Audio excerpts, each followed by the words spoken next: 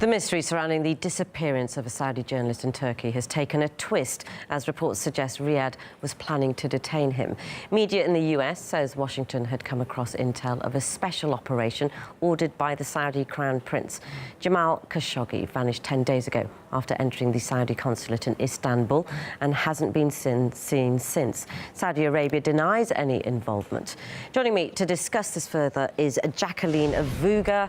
Jackie, this has had a few twists and turns, hasn't it? It looks like the US may have been aware of an imminent threat to the journalist. Well, initially, the Trump administration was rather slow in responding to the disappearance, and this really may indicate why.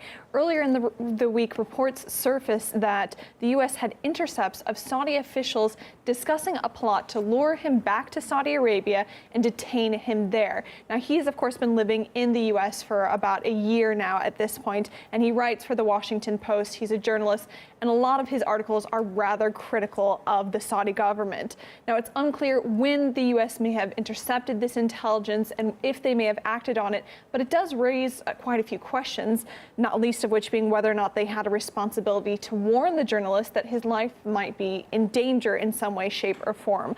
Now, on Wednesday, a State Department official did come out saying that they did not have any prior knowledge of the incident. Though I cannot comment on intelligence matters, I can say definitely the United States had no advanced knowledge of Khashoggi's disappearance. So while these reports are based on, again, unnamed sources, more than one outlet says to have confirmed them at this point. And then one has to wonder whether or not this is a situation where the left hand just doesn't know what the right is doing then in the U.S. government. Because at the same time, we have a group of almost 24 senators who are up in arms about the situation. If we find out that they were complicit or directed this in any way, then no relationship like that is appropriate. This is serious.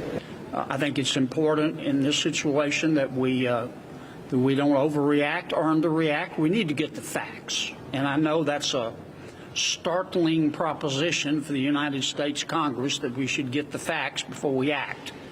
If this did happen, and it's increasingly likely that something bad happened to this man at the hands of the Saudi government, that shows contempt for us.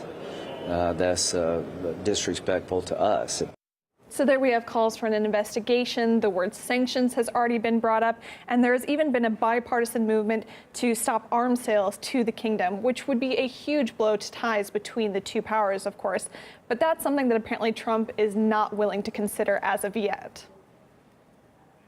I don't like stopping massive amounts of money that's being poured into our country.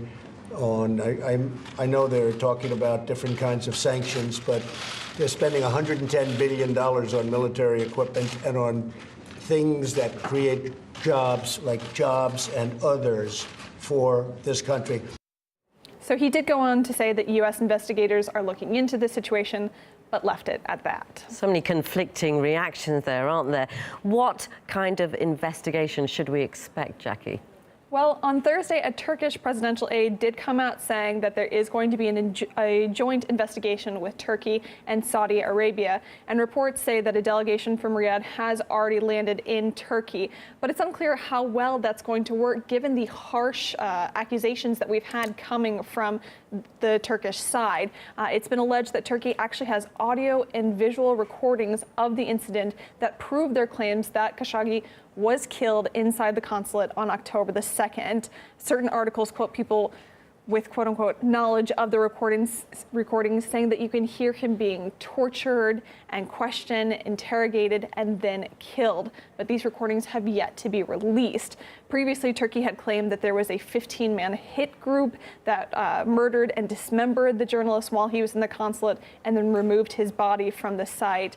Now, there has been no concrete evidence of that yet, and that's something that does need to be stressed at this point. And Saudi Arabia does flat out deny all the accusations, saying that they're baseless. Their position remains that he left the consulate unharmed later that day. And it's a mystery until that joint investigation gets underway, isn't it? Thank you. Jacqueline Vuga there reporting for us.